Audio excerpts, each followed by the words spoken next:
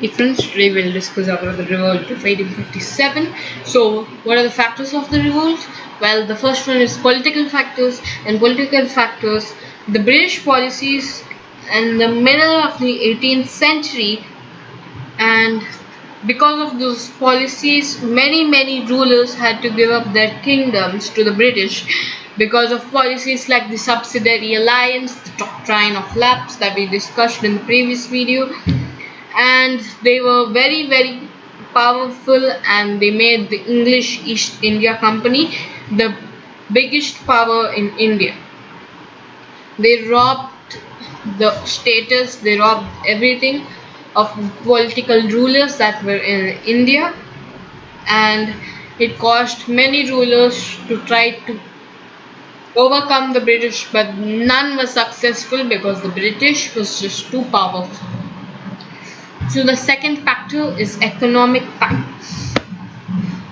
The real harsh land revenue policies that the British imposed on Indian farmers were very non-tolerable. The Indian farmers did not generate enough money to pay them back, so many of them were becoming slaves in the hands of the British, and none were able to pay the taxes. And the wealth which is getting extracted from the British was fueling Britain's expansion, Britain's colonial expansion. The whole fuel which came from India was helping the British to conquer other parts of the world. Now let's go to social factors. The British never actually tried to become like Indians. Just 1 minute. Yep, all's perfect. The British are always treated as foreigners. They were never becoming a part of the Indian society. Indians were discriminated, they were not allowed to get higher posts in the British government, and that's another reason. The other reason is religious factors. Many Indians used to believe that the British wanted to convert all the Indians forcibly to Christianity.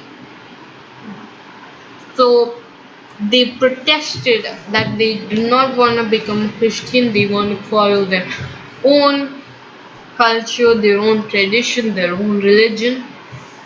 And yeah, the next is military forces. The English East India Company maintained a very well trained army of very trained Indian sepoys or Indian soldiers.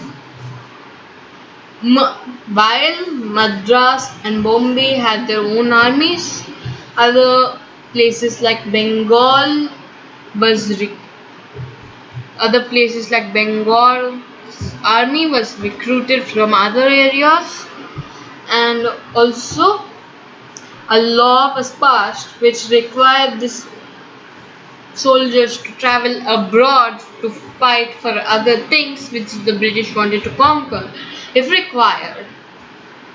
And the soldiers which were in the Indian soldiers were very ill treated, they were not given the basic rights, and yeah, that's another cause. Yeah, hello. And the last but not the least was immediate cause. Most historians believe that the main cause of the revolt of 1857 was the Enfield rifle. The sepoys or the soldiers were given a new gun, the Enfield rifle.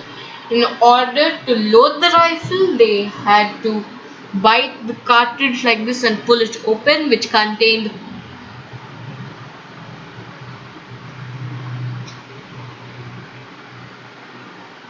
animals. It contained pigs, it contained cows.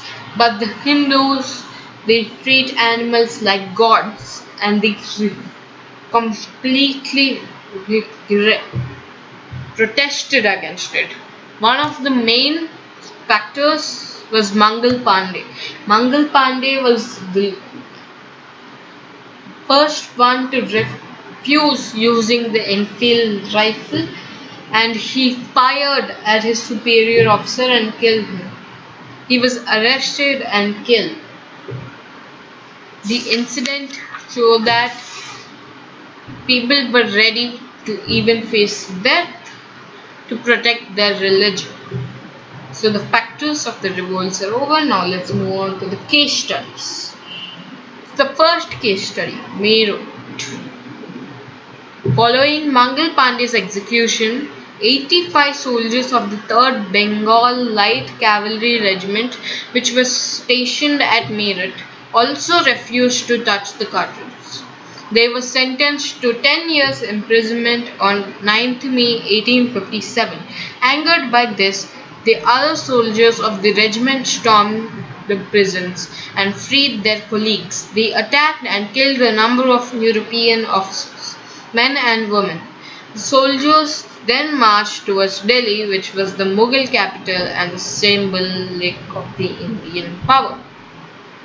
Next, Delhi. We are not going in order here. I am saying what I remember. The rebels reached the Red Fort in Delhi on 11th May. The rebels from Meerut. Bahadur Shah Zafar, the last Mughal ruler, was forced by the rebels to proclaim himself as the Emperor of India. The rebels proceeded to kill hundreds of British men and women, including several officers. They captured the public offices. The real command was in the hands of General Bakht Singh, who headed the revolt at Bareilly and brought his troops to Delhi. News of the events at Meerut and Delhi was slow to reach the authorities at Calcutta. It was only in June that the news reached England. In the meantime, the revolt spread rapidly to centers like Kanpur, Awadh, Bareilly, and Jhansi, among others. Now let's move to Kanpur. At Kanpur, the leader of the revolt was Nana Sahib, who was declared the Peshwa. He was assisted by Tantia Tope. The events at Kanpur proved decisive in the course of the revolt. Nana Sahib gathered soldiers and expelled the British garrison from Kanpur. He declared himself governor under Emperor Bahadur Shah Zafar.